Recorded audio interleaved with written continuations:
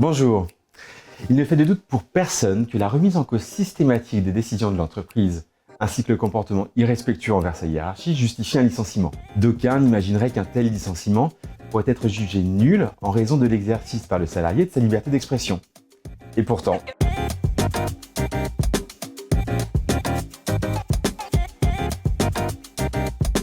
dans un arrêt du 11 octobre 2023, la Cour de cassation vient annuler le licenciement fondé sur des propos particulièrement critiques, voire irrespectueux, et ce, au nom de la liberté d'expression du salarié.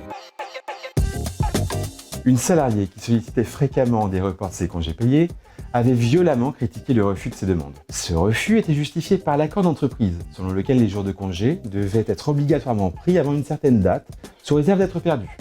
Aucun report n'étant accepté. De nombreux emails, ultimatums et agressions verbales envers son supérieur hiérarchique avaient amené au licenciement de la salariée. Celle-ci avait alors saisi la juridiction prud'homale en faisant valoir la nullité de son licenciement, reposant sur un motif lié, selon elle, à sa liberté d'expression. Le conseil de prud'homme et la cour d'appel rejettent les demandes de la salariée. Elle saisit alors la cour de cassation, estimant que la cour d'appel retenait un abus de sa liberté d'expression sans pour autant relever un quelconque propos injurieux, diffamatoire ou excessif. La cour de cassation lui donne raison, indiquant qu'un licenciement prononcé, même en partie, en raison de l'exercice par le salarié de sa liberté d'expression, est nul, peu importe les autres motifs avancés au soutien du licenciement. Dès lors qu'un seul motif illicite est utilisé, il fait tomber le tout, sauf en cas de propos injurieux, diffamatoires ou excessifs.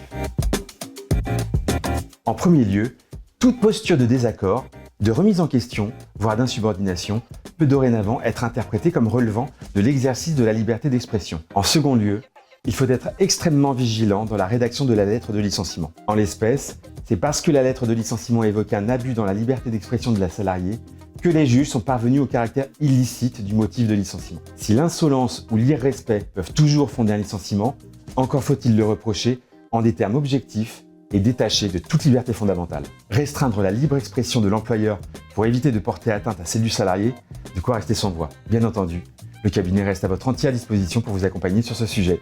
À très bientôt.